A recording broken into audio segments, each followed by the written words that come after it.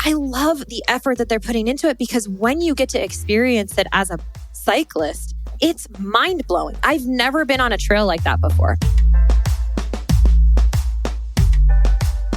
Welcome to Jump Podcast. I'm your host, Traveling Jackie, and I'm here to explore travel, adventure, and lifestyle in ways meant to motivate you to move and experience the world outside your comfort zone and to do big, courageous things with your one life. Let this show be a source of advice and inspiration, and remember that in the end, it's you who takes the leap.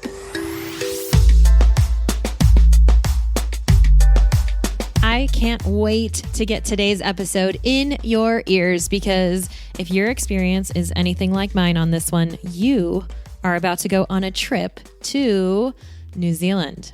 And this episode is kind of special because we're doing something a little different today. I was actually recently interviewed as a guest on New Zealand's top travel podcast called Aotearoa Adventures with host Abigail Hannah. So your first fun fact of the day is that Aotearoa is the name of New Zealand in Maori, the Maori being the indigenous people of New Zealand. So Abigail was following my adventures in New Zealand a couple months ago with some of you and reached out to have a chat with me about it. So the result of that is what you're about to hear. It was so fun to relive my adventures in a country that I am currently obsessed with.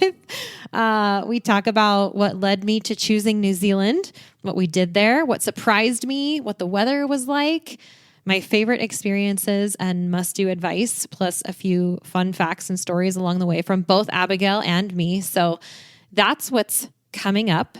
Two things before we dive in. First, if you follow me on social, you might have heard that we have been nominated for Best Travel Podcast at the upcoming iHeartRadio Podcast Awards. And I wanted to give a massive shout out to you, because we includes you. We would not be here without you. So this nomination is for all of us as a community around here. And I am so grateful and so honored to be part of this whole wild podcasting experience alongside you. So thank you for being here. And second, you're about to hear us dig into the experiences that our Jump Adventures group trips just had in New Zealand. And hear me when I say, if you want to do this too, we can set it up for you. Whether or not we have a group trip going, we can do custom trips as well. So just reach out to us at jumpadventures.com. You can find us there, and we can send you on these epic itineraries that we do as groups anytime you want to go. We're so grateful to Oboz Footwear and Osprey Packs for partnering with us and supporting the podcast, so please stay tuned for more about them later on. I have an opportunity for you to join me in real life for some real travel. Here's the latest Jump Adventures update. We are going to Greece for a bike and boat island hopping adventure this May 9th to 16th, 2025, and we still have space left. Check out jumpadventures.com to learn more and book now. We're going to have a yacht all to ourselves with ensuite cabins on board, so you get to sleep in the same bed every night as we start in Athens and make our way west toward the island of Corfu. You'll have your own bike for the week, e-bike if you want one, for cycling the islands as we go, in between meals crafted by our private chef on board, and all the relaxing you want to do on the top deck under the Mediterranean sun. These bike and boat adventures are our most carefree and relaxed trips. All you have to do is say yes and show up, and there's still space. Head over to jumpadventures.com to grab your spot now, and we'll see you there. All right, we are ready to dive in to what is also the latest episode on the Aotearoa Adventures podcast with host Abigail Hannah. So be sure to check out her show and give her a follow at Abigail Hannah. That has 3 N's in it. I'll put the links in the show notes for you. Here we go.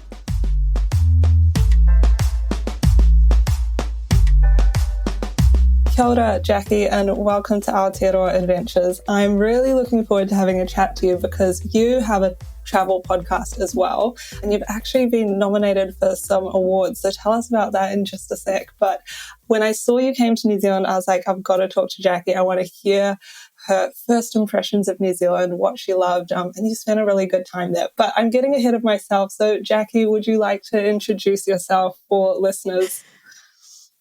Yes, of course. First of all, thank you so much for having me. I'm very excited to be in my mind at least, traveling to New Zealand today. So, no, I'm really happy to be here and with you with your accent and everything. It just makes me feel good, like, okay, we can get through I this love day. that.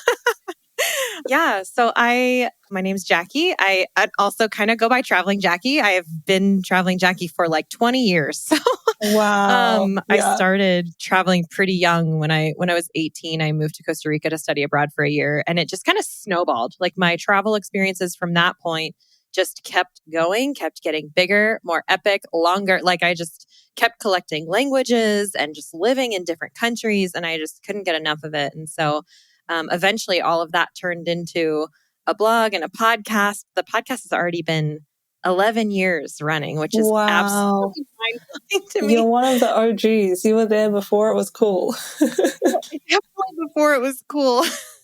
Definitely before it was cool. It's really cool actually to see how it's evolved, and to still be in the space is wild and honoring at the same time. So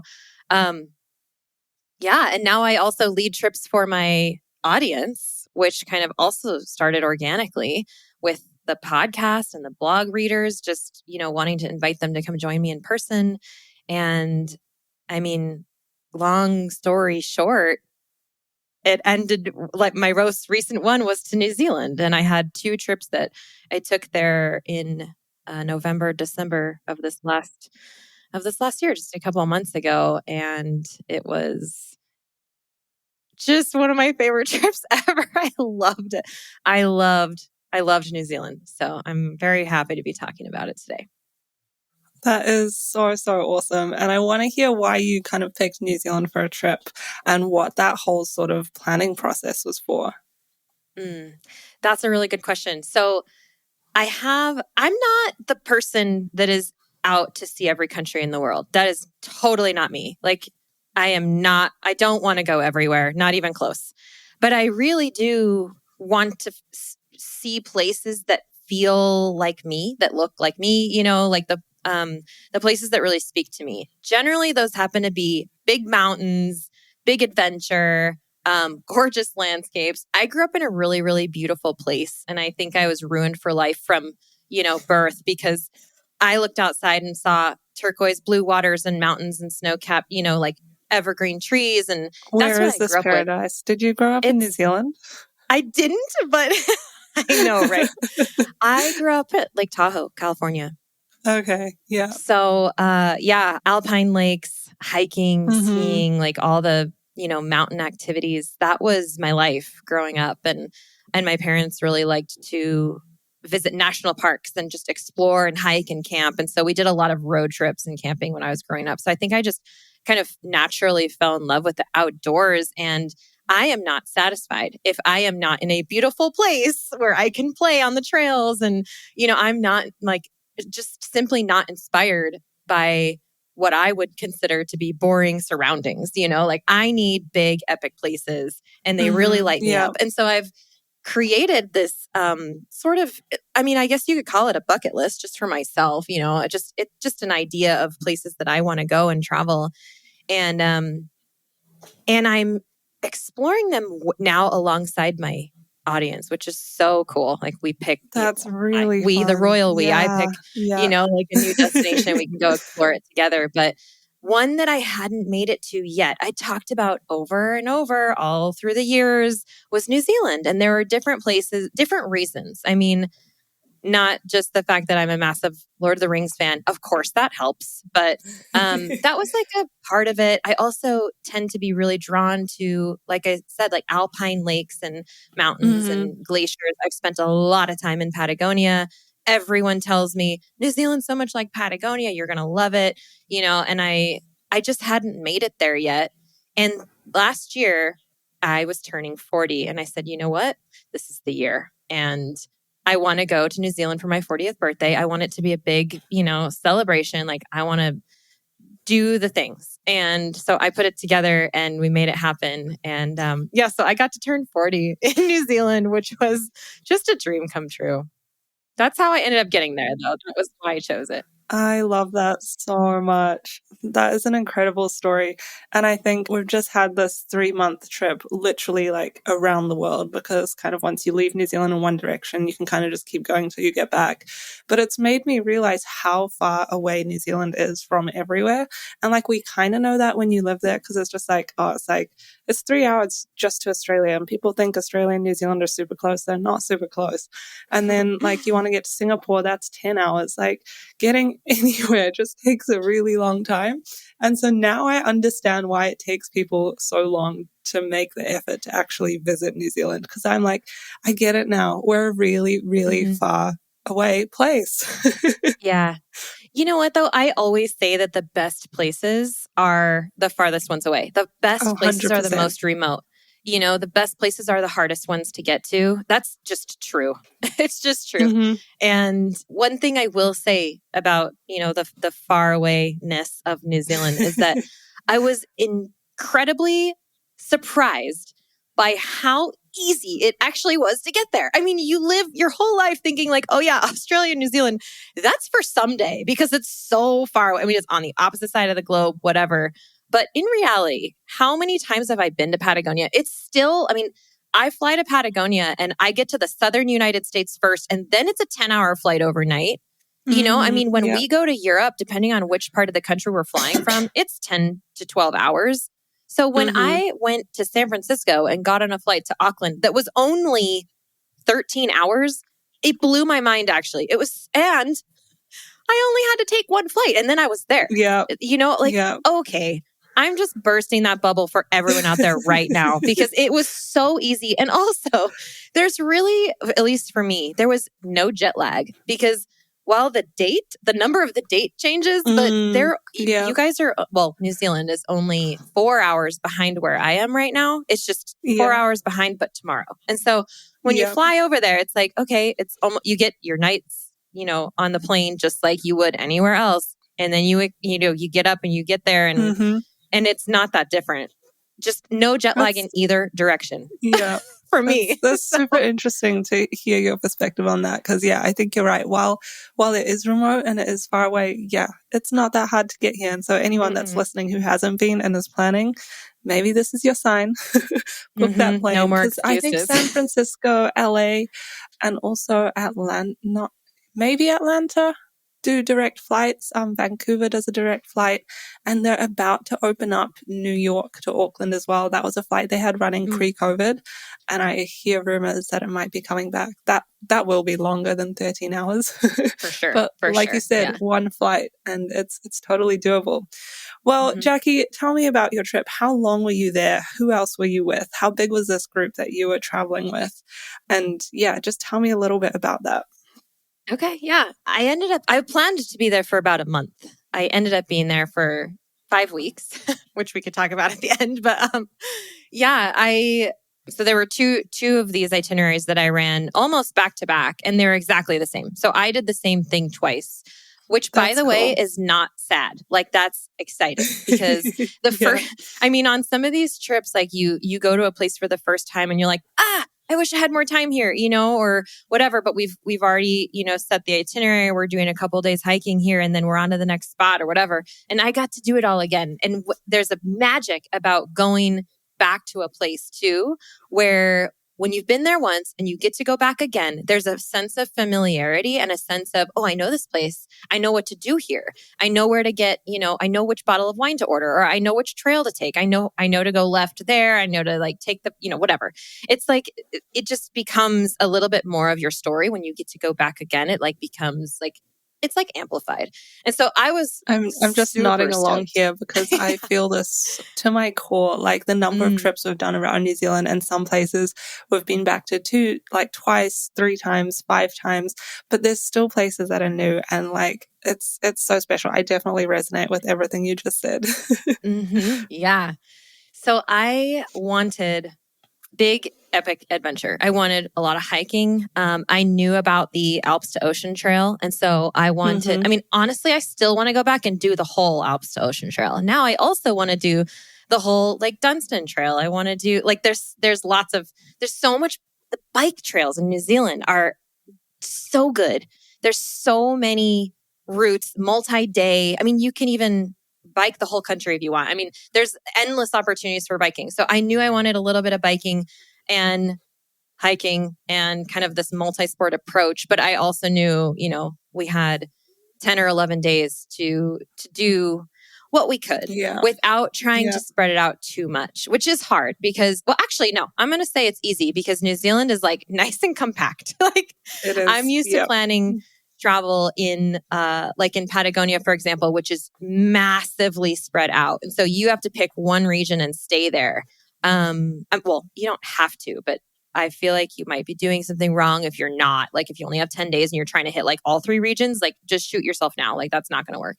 But with New Zealand, you really can. Like places are not that far apart. And so I did pick one island to do my itinerary, and that was the South Island for maybe obvious reasons. But for those of you who maybe don't know, I think that the difference, and add to this, please, because you're the one who's from there. But I feel like the North Island is generally more like rolling hills and agriculture, like more of the Napa Valley sort of vibe, whereas the South Island is more big mountain glacier, more of the like Alaska vibe. So if I'm putting it into perspective for other people from the US or whatever, that's kind of how I would and I think it. The South Island, I'm pretty sure the stat is correct, but maybe fact check me.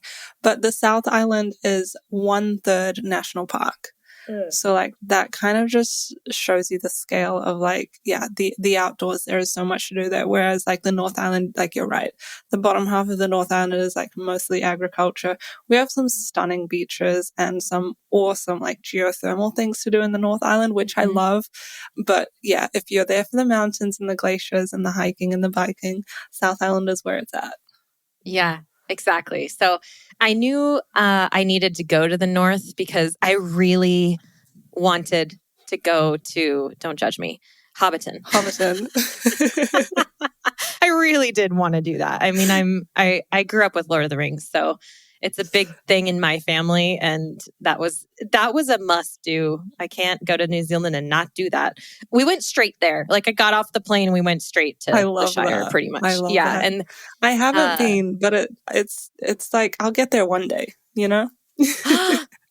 You haven't. I love that. That's so funny. But I mean, the things we do with our own backyards or like don't do with our own backyards, But yeah, that was just a delightful experience. I think that is like the happiest place in the world because I love that so much. It's just, the Shire. Like, how can it not be? So that was really great. I started there and we did the Shire and we did the Waitomo Caves. And this was just with a friend of mine ahead of the group trip. So,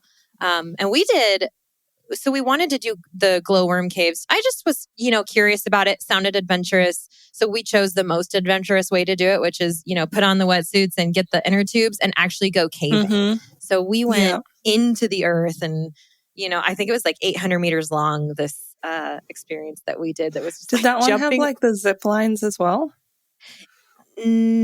No. There's a lot of different ones. I think you can zip line somewhere there, but this particular one, I know the one. I mean, there's so many different ones. I've done the one with like the inner tubes, and you're like jumping off waterfalls, and you're just like backwards in the dark into the blackness. I did that. So we kind of kicked it off with a bang. We found this amazing little town called Cambridge to stay in because it was kind of halfway between the Shire and the caves, and I mean, just enjoyed a few gloriously chill days on the North Island before heading south. And South Island. This is where like the real amazing epic fun began. Yeah, why don't you give me like an overview of like your rough itinerary, like the spots you hit, and then we can maybe dive into some of those experiences a bit more. How does that sound? Yeah, great. So we started in Christchurch. We all came together in Christchurch, and we started by going we went to a backcountry hut first. We did the Rex Simpson hut. So we went over to Tekapo. We did the Rex Simpson hut. From there, we went to Aoraki, Mount Cook, and stayed for 2 nights. We did a couple hikes there. Perfect weather, by the way. The entire time. We had perfect weather. We got so lucky.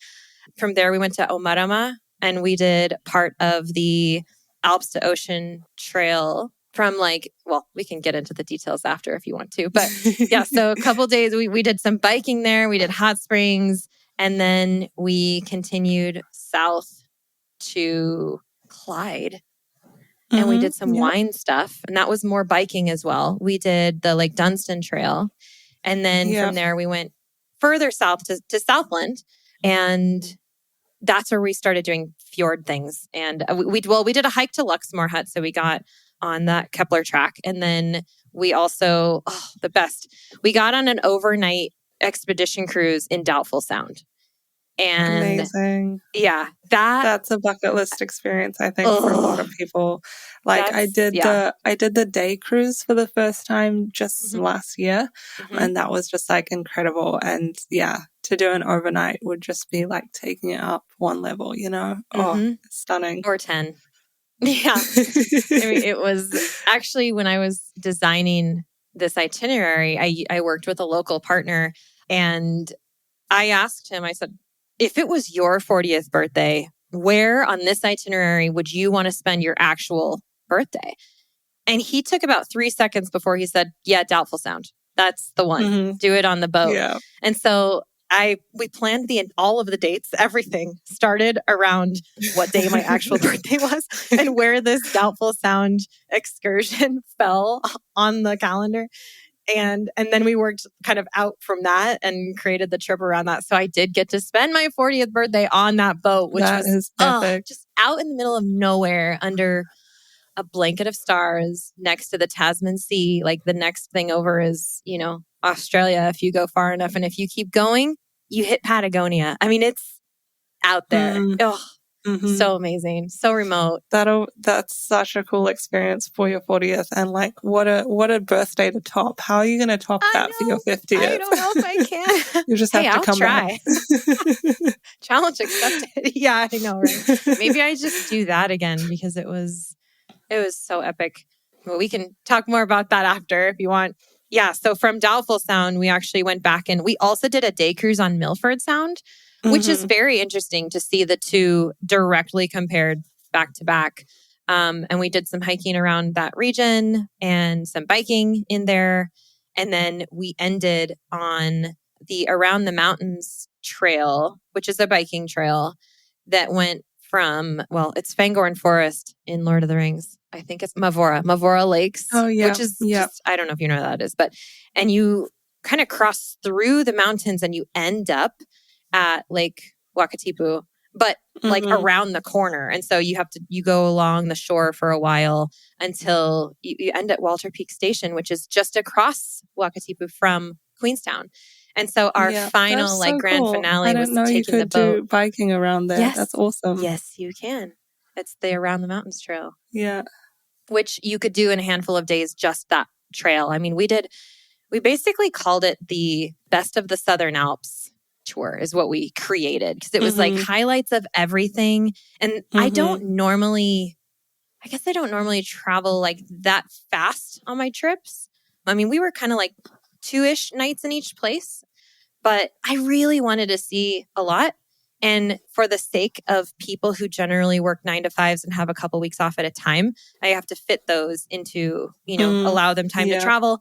You got, 10 or 11 days and that's it. And so that's how we did it. That was the approach. And I mean, while maybe there are a couple things about the itinerary I would tweak now that I know it, oh man, it was absolute freaking bomb. It was amazing. It was incredible. It's so cool to hear how you kind of took New Zealand and made it your own, because I feel like I hear a lot of people that kind of come and do very like same. Like you'd kind of go to the West Coast, come down, go to Queenstown, up the guts, past Aoraki and back to Christchurch, tag on Milford Sound, but to like adapt it and do all these cycling adventures in there and all these hikes. And a lot of those hikes are off the beaten track. Like I'm sure there's Kiwis listening to this that haven't heard of some of those hikes. So like to actually have an itinerary that is super unique to you guys and that kind of combines the best. It does sound like it was the best of the Southern Alps. So that's really cool. But if people are listening and maybe they've got 10 days of annual leave and they want to come and do something similar. What are the logistics of this? I mean, you're not bringing your own bikes over. How does it work with hiking gear and all of that? So talk to me a little bit about those logistics and even just getting from place to place. Mm-hmm. Yeah, the way that I create my tours is full catered. So we take care of all of the logistics planning up front so that when we're there, and we work with local people only so that, they take responsibility for all of the transportation, tickets, like getting, they handle everything. So the design and planning portion, I guess, of these tours is pretty intense because by the time everybody shows up, everything is ready to go. Yeah. Absolutely everything. So we had a van. Yeah. There's room. I always say I want to leave room for magic, but in the case of this itinerary, we actually didn't have a lot of downtime. And some of my trips are like that. They're pretty intense. I mean, they're really not for everyone because we get after it. And this lights me up. I love being on the trail every day, whether it's on a bike or with a backpack on, whatever, hiking. This just lights me up. And so it's meant to be hard adventure every day, eat really well, sleep really well, like every night, So we are very careful about where we choose to sleep, where we eat, like everything. It's very intentional. But yeah, so it's all taken care of ahead of time, essentially. Like mostly so that the people who are saying yes to me can just they have one decision. Are they going to go or are they not? Like get your flight, perfect. Get yourself there, and then let me take over. Just trust me. Just trust me because I've got this. I've got you, let's just go and do this the right way. And so, yeah, all of that's taken care of in advance. So for us, it looked like having, we had a van and we had a trailer that brought the bikes and some of our luggage, so we all fit in the van very comfortably. Our guides were our drivers too. So it was just our crew, awesome. With two guides for the whole time. And of course the guides, I mean, we can't talk about this without saying that, like how important the guides are to the experience because they create the bridge that would normally gap the tourists, the travelers from the locals and from the history and the culture and the nature and all of that. Like they just bridge that gap. They just fill in with information, with friendship, with, laughter. And so they really became part of our crew as well. Both and times. How big was the full group? We were 11, 12 with me and 14 with the guides. Yeah. So that's awesome. Our total group 14. Yeah. Which is really nice. Yeah, that's a good size group. I feel like if you're getting much bigger than that, it's kind of like you probably might not get to know everyone in the group. So like that's the perfect size. Mm-hmm. Did anything not go to plan on your trip, or was everything perfect and smooth sailing? Let's see. Well, we had a few crashes on bikes, which ended up being, we got through it and we overcame some challenges there. But it was mountain biking. And we didn't really know that before. I mean, I thought I knew it was going to be like gravel trails, but really we were mountain biking. And so that gave a few people, it gave some people some pause. It was scary, but it was so cool to watch them overcome. And actually some of them were like, heck yeah, I'm going to go home and get a mountain bike, like that is amazing. So, I mean, it's cool. Challenging because you have to work through those mental blocks together as a team. And so there were some of those times we had one day where the weather was so socked in Milford Sound. We were supposed to do a hike up to a ridge, but when it's socked in, there's no view, So for example, we switched that out with a different hike through this, we're calling it an enchanted forest. It was unreal. Mm-hmm. And like in that weather, it actually comes to life. Yeah. I mean, it's so green. Yeah. It's better if it's raining. Yeah, so I can picture it. I would say, like that part wasn't part of the itinerary and ended up being absolutely magical. Yeah, and that's the leave some space for magic that you had already wanted. You got it. Mm-hmm. Exactly. We'll come right back to that. Let's take a moment now to thank our wonderful show sponsors. Osprey is the market leader in technical outdoor, travel, and everyday packs. And I've personally used Osprey packs since 2015. My favorites are the Fairview Trek 50 for multi-day hikes, the Cirrus 24 for day hikes, the Transporter Rolling Duffel 60, which is my trusty check luggage for faraway adventures, and of course, the countless packing cubes I use to organize everything that goes in them. We are proud to support each other on the podcast and beyond. We love getting outside, and we want to see more people outdoors. So find out more and join us at osprey.com. During the month of April, join me and Obo's Footwear for the fun and friendly Trails for Trees Challenge, an invitation to hike as many trails as you can in the entire month of April. For every hike over a mile, Obo's will plant a tree, and you get entered to win weekly prizes. So the more you hike, the more trees you will help plant, and the more chances you have to win. It's free, and you can register and join anytime from April 1st to April 30th. It's open to walkers, hikers, runners, and people using mobility assistive devices. Find out more and join us at trailsfortrees.com. Yeah, I mean, you could argue that we didn't have perfect. Well, actually, this is a funny point.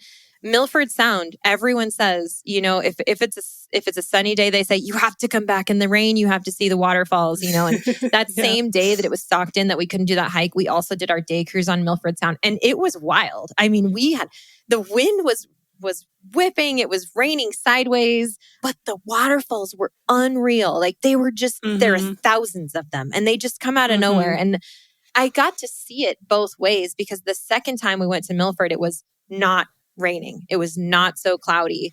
And so and all of those waterfalls were gone. Just disappeared. Yep. I think they have 3 permanent waterfalls in Milford Sound, something like that.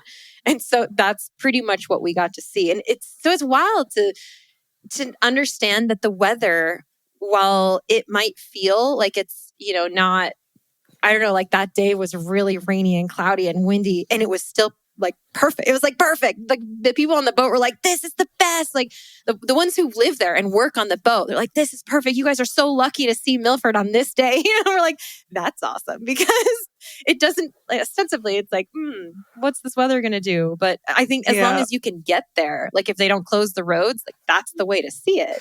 And coming back to what you said about getting to visit these places twice, I think the weather, particularly in New Zealand, because we're an island, we have all sorts of weather, but getting to experience different places in those different weather is what makes every visit slightly different.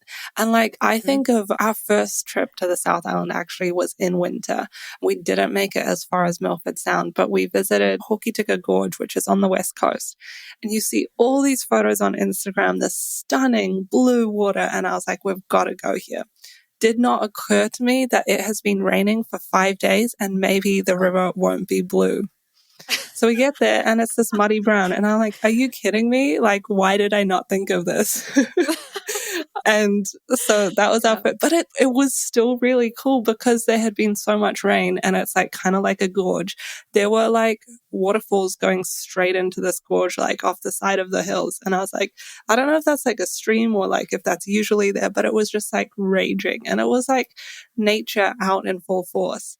And then we go back in the summer, it's been dry for a wee while, and it's this beautiful, beautiful blue, like it is on Instagram. Yeah. But that was a wake-up call for me. And I was like, okay, so weather is important when we think about where we're going. And I've got to experience Milford both on a beautiful sunny day and with some waterfalls. I don't know if I had quite as many as you did, but it's a toss-up. You need to go back on a particularly windy and rainy day, because there's one waterfall they call Disappearing Falls. And it's because when it comes out, it's very small. So when it comes out to its cliff edge, it just blows straight up in the air. It looks like a whale spout rather than a waterfall. It's going upside down. It is so cool. Yeah. And that's why they call it Disappearing Falls. And it only works during the rain and wind. So when it's super windy, that's awesome. I'm going to agree with you on the multiple visits with different weather, because the different weather creates a new experience every time. And so it doesn't matter how many times you go to a place, when you have such unpredictable weather in a region, it's going to feel Yeah. different. And it also depends on who you're with and, how you're feeling at the time. I mean, everything is different when you visit a place more than once. And weather is a contributing factor, but like in a positive way, in such a good way. And I think. it's seasons and it's time of year as well. Like when you were at Aotearoa, it would have been summer. We were there in winter and had this kind of freak snowstorm.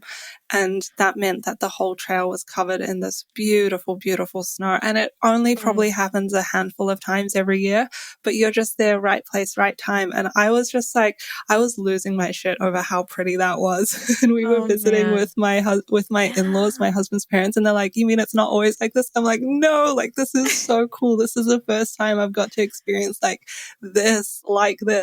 Even though I've been to Aotearoa, I don't know, 4 or 5 times, it was like still a super special experience.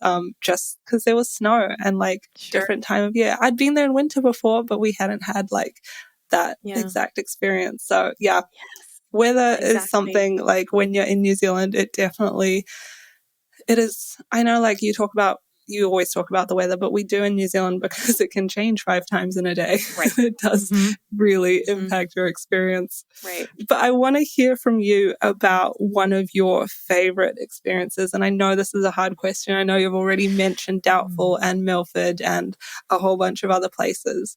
But could you do maybe like top 2 or top 3 that if someone's coming to New Zealand for the first time, you're like, do not miss this? Absolutely. Okay, let's go somewhere else for this one. I will say that Doubtful, which we already talked about, is absolutely one of them. So we'll come back to that. But I think that my favorite place on the South Island was definitely Aotearoa Mount Cook.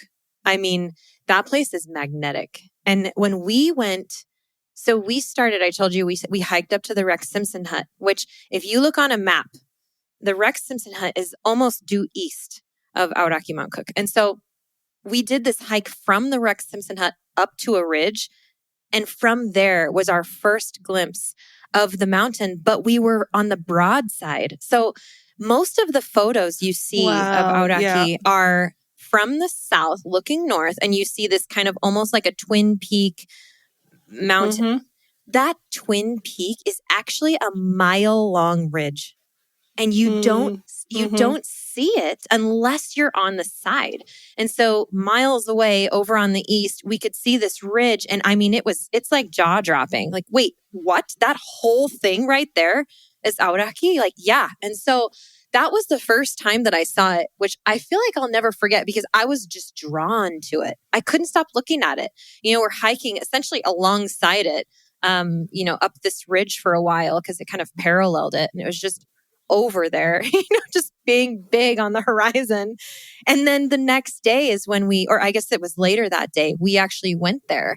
And when you go there, you're right there to the south of it. And so you see it from a totally different view. Although as you drive there, you get to see it we had beautiful bluebird skies that day and sunshine, not a cloud in the sky. And so the whole time around Tekapo and then around the next lake over there, I'm forgetting the name at the moment. Lake Pukaki. Yeah, Pukaki. That one, like once that drive, you can also see the mountain. And it's so big in the back. It's so big. It's like, I'm saying it's magnetic because I was just drawn. I just couldn't stop looking at it. I mean, I'm looking over my shoulder in the van, like, where is it? Oh, I'm just staring at it because it's just so beautiful. I know what you mean. And it's really funny you kind of mentioned that profile of Aotearoa and that you always see these pictures of like, that double peak. I actually had a similar situation when we were on the west coast on the other side of the Southern Alps, looking up at Aotearoa, and there were 2 big mountains. I knew one was Tasman, one was Aotearoa, and I just assumed that the long one was Tasman because I was like, the other one was more pointy. I was like, that must be Aotearoa. But I was wrong. I didn't realize how long Aotearoa was either, like from a different perspective. So I hear you on that. It'll probably catch a couple other people out. For sure. Actually, one of our guides, I shouldn't say this out loud. He's amazing. But he did the same thing. We got up on that ridge and he's pointing at Tasman because it looks like a tooth. It's like a twin peak. Mm-hmm. So this was my second time up there already, And so our guides from the week before had already showed me the mountain. And I'm like, no, like it's this one. Like that's that one with the mile-long ridge. And he's Kiwi, He's like, oh my God. Like he didn't even realize it. Yeah. Mm-hmm. Yeah, that was so a funny moment. I'm going to have to look up this hut that you stayed at because I've actually never heard of it and it sounds insane. It's really cool.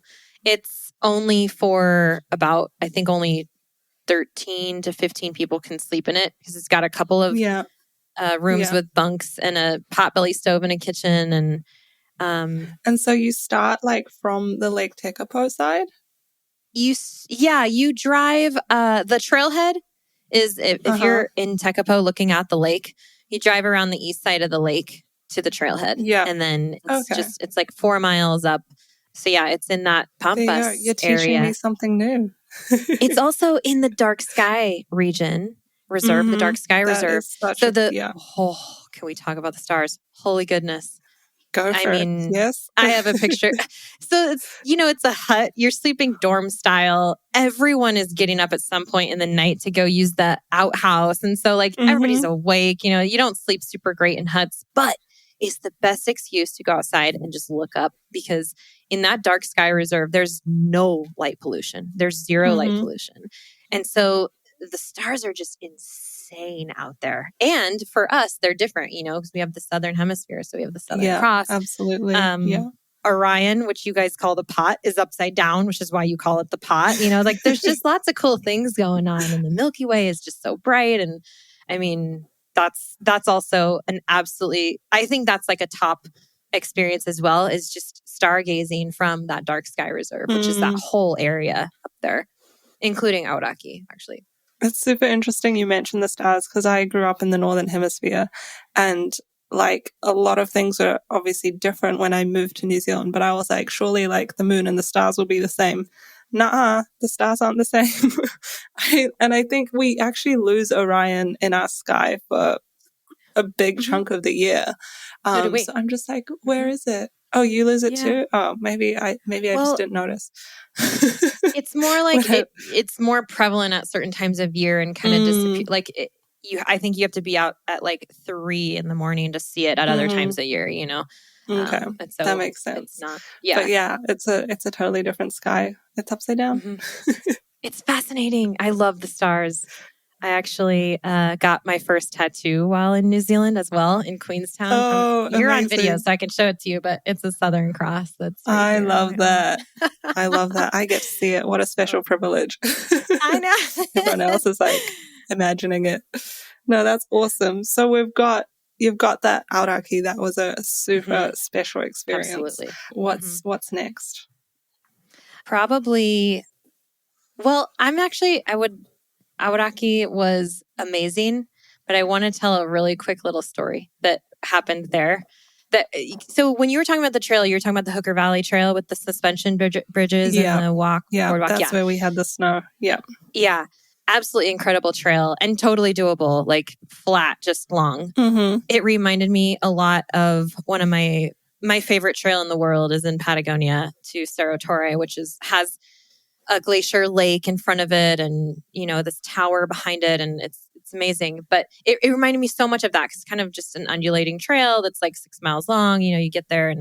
But on the second week that we were out there, we all, we get there and it's just, you got the little waves lapping on the rocky shore and there's icebergs that have floated out from the glacier and Mount Cook is there and it's just sunny. And I decided, let's all pick up a rock and make a wish and throw it into the water.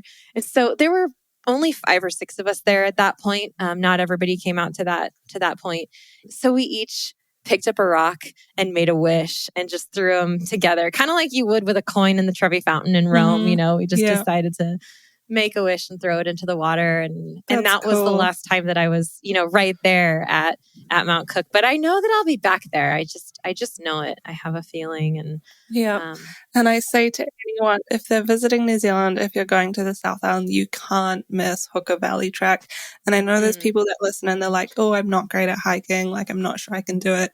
You can do it and you should do it. Like, it's a super accessible track. Even if you've got kids, I always see families along there and like, you can just take your time. It's about 3 hours return. It usually takes me 4 or 5 because I spend so long stopping for pictures. Yes, I understand. But just give yourself a day, half a day, and you will have the best time. Yeah. We actually combined it we did the stairs to Sealy Tarns before Hooker Valley. And you can do it in both days. So if you really want to get after it, you can do it. That is the first one I mentioned is up towards the Mueller Hut. And it's stairs. It's all stairs. I love that trail. But it's beautiful. It is. Yeah. That's actually one that I've only been to in winter and I haven't been in summer. So when I was there, the tarns are all frozen over, which is like totally different to like the summer pictures you see with the beautiful reflections in the water. So I need to get back. Yes, you do. You need to go in summer. I think fall would be a really beautiful time to go as well with the turning of the leaves and Well, is there anything that kind of surprised you the most as like a first-time visitor of New Zealand? Was there anything unexpected or what surprised you? Yeah, I would say the quality of the bike trails. I know we kind of mentioned that, but because another one of my top experiences segues perfectly because it all kind of runs together. The Lake Dunstan Trail. Do you know it? I've heard of it. I haven't done it myself. Okay. No. I haven't done like any biking in New Zealand, like full stop. So that's a one-day thing as well. I'm going to invite you right now to try that immediately because you guys do it right. This particular section of the Lake Dunstan Trail goes from Cromwell to Clyde. And the engineering of it, oh my goodness. Okay, so it's like it goes through a gorge where on one side of the water is the road where cars drive on, the highway. And the other side of the water is just this bike trail that they've built into the mountain. And so sometimes that looks like switchbacks going up a hill to a viewpoint and then along nice downhill, some bridges. However, sometimes it means they've built cantilever tracks around the rocks. So you start this trail coming right out of Cromwell and it's just gorgeous. You've got wild thyme. I mean, at the time we were there, it was spring. And so we had lilacs, we had wild thyme. There were all sorts of lupins is what I meant to say. The wild lupins, different colors. The wildflowers were going off. You've got this turquoise water. You got this rock. And then all of a sudden, I mean, you're on this really beautiful trail. And then you go out onto this platformed, like it's a cantilevered boardwalk essentially that goes out over the water around the natural rocks. And you just get to follow it. I mean, there were multiple sections of this cantilevered trail. And right now they're building more of that trail between Cromwell towards Queenstown. They're connecting it all the way to Dunedin as well, I think. Yeah. That's incredible. They're linking it up. I think they're linking it all the way from Queenstown to Dunedin. I don't know how long it's going to take, but the section you're talking about, I've driven on the road and looked across at like all the cyclists being like, I'm on the wrong side. I need to be over there. Yes. Yeah. And that's the Otago Rail Trail, right? Which you can spend a couple days on that trail. Yeah. Mm-hmm.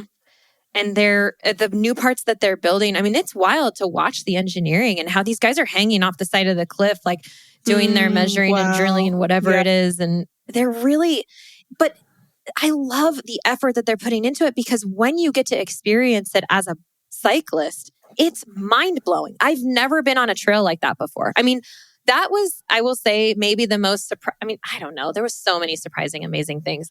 But I remember specifically thinking, I didn't realize I was going to be on one of the most epic single day bike rides of my life during this trip. Awesome. And here it is. Yeah. Yeah. because of the way that they built this trail. I mean, they made it so interesting for the cyclist, it's just so fun. And you literally just don't know what's around the next corner. And it just makes you want to keep going and exploring. The other thing I incredible. really learned on this trip being outside of New Zealand is I think as Kiwis, we take so much of that infrastructure for granted, like our incredible network of backcountry huts, so many trails that are pretty well maintained, like Cooker Valley's got those boardwalks, suspension bridges. Yep. And now I'm hearing that our bike tracks are also out of this world. Like, you guys don't do this everywhere else. Gosh, I wish we did. I know. Even finding out that in the States, you have to pay to go into your national parks, like, that blows my mind. Like, we actually have it really, really good, and everything is so accessible in New Zealand. Yeah. This is why I want to move there. Among other reasons. we are coming to the end of our time, but I want to hear, have you got any advice for visitors, whether it's their first time or whether they're coming back on a second or third or fourth trip? What is your number one tip? Wow. That's hard because I feel like first of all, just do it. Just go. I mean, I know that's the thing everyone says every time, but there's a reason we always say that. Just do it. Make it happen. Forget about how long the flight is. It doesn't matter. Just go. And second, I think maybe just stay out, get off the beaten path as much as you can. And stay out to watch the stars. Stay out to watch the stars. Yeah. Get outside. Use the trails that are there for you. I mean, maybe get yourself a guide and get out on these. I mean, I was just telling you about around the mountain. You didn't know that existed, that trail. I mean, there's so much out there. Man, maybe. I don't know. That's so hard. No, I like what you're saying. And I like that you say... Get a guide and let them take you. Yeah, just get out as well, because I was actually talking to some high school friends who, like, New Zealand's on their bucket list. They want to come one day, but they're the kind of people that like to party, and they're like, where can I party? I was like, do not come to New Zealand to party. You come to New Zealand to see the mountains, to, like, look at the pretty blue water. Like, forget about that. Do that somewhere else. Australia's for that. So I think that's like my advice to everyone that comes to New Zealand is just like, get out there in nature and plan your entire trip around that. There's no point coming to New Zealand and like missing out on the mountains. Like, you're doing something wrong. So yeah, I think I totally agree with you, and get off the beaten track as much as you can. There's so much information out there and resources to help you plan the most perfect trip. So my last question, but I think we've actually covered this quite a lot throughout the episode, but you've traveled all around the world. And how do you think New Zealand is just like different to other travel destinations? How does it compare? Ooh, this makes me excited. Well, like I said, the places that speak to me are obviously going to make the biggest mark on me and my story, right? And those are going to be the places with the big epic mountains and incredible landscapes and all of that. I have spent a lot of the last decade going back to Patagonia. That's kind of what I'm known for. It has a big hold on my heart. And I was so very excited to arrive in New Zealand and just feel like, hold on, what is this place? Because I know this place, but I've never been here before. It was just one of those, it's more than what you see. It was what I felt there as well. That was sort of inviting me, saying, you need to stay here. You need to come back here. And actually at the end of my trip, I extended.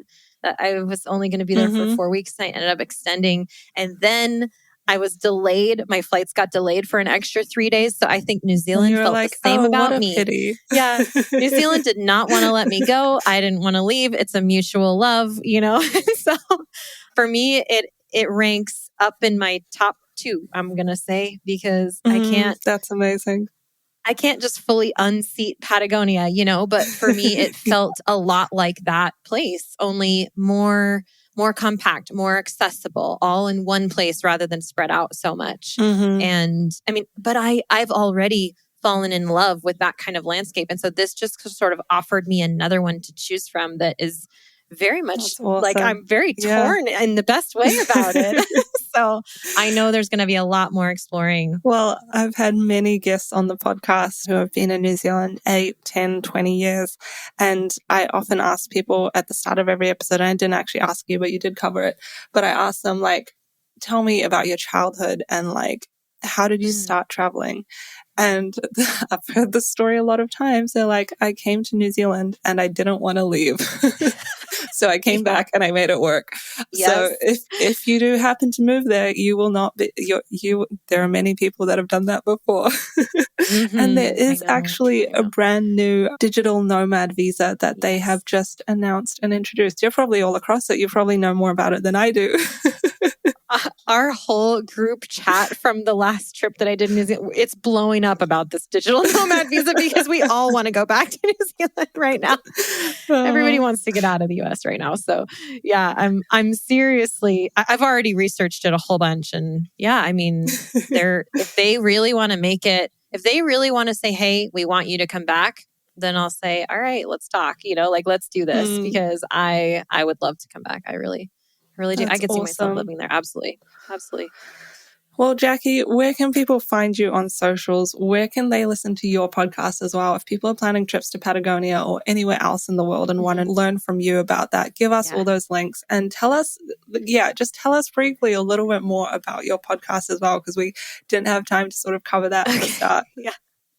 Yeah. So my podcast is called Jump with Traveling Jackie, and it's all about taking the leap, like, getting outside of your comfort zone, having courage, doing the things that scare you. That's also what my trips are all about. So it all kind of works well together. You can find that anywhere that you listen to podcasts. It is actually nominated right now by our iHeartRadio Podcast Awards. They're doing a massive podcast awards at the South by Southwest exhibition conference concert thing that goes on in March around here. And that is incredible. we're up for congratulations. Thank you. Yeah, we're up for Best Travel Podcast. So that's very exciting. And like I said, Spotify, Apple, wherever you listen to podcasts, you can find Jump with Traveling Jackie. You can also find me on Instagram. It's pretty much my only social, at Traveling Jackie, with just one L, because that's the way that the US does it. So Traveling Jackie, and also travelingjackie.com. And if you're interested in my trips that I run, New Zealand, Patagonia, whatever, jumpadventures.com will also get you there, but it all kind of goes to the same place. So yeah, amazing. That's where you can find me. Well, thank you so much. It has been an absolute pleasure hearing about your trip to New Zealand. I'm excited that I learned some new things in this episode. I love when I can learn from other people. And it sounded like you had the most incredible time. So I'm glad that was your experience and that you had such a blast. So I'm sure you'll be back. Hit me up for a coffee when you're here, because the US does not do good coffee. Yeah. Where in New Zealand do you live? Thank you so much. I live in Auckland.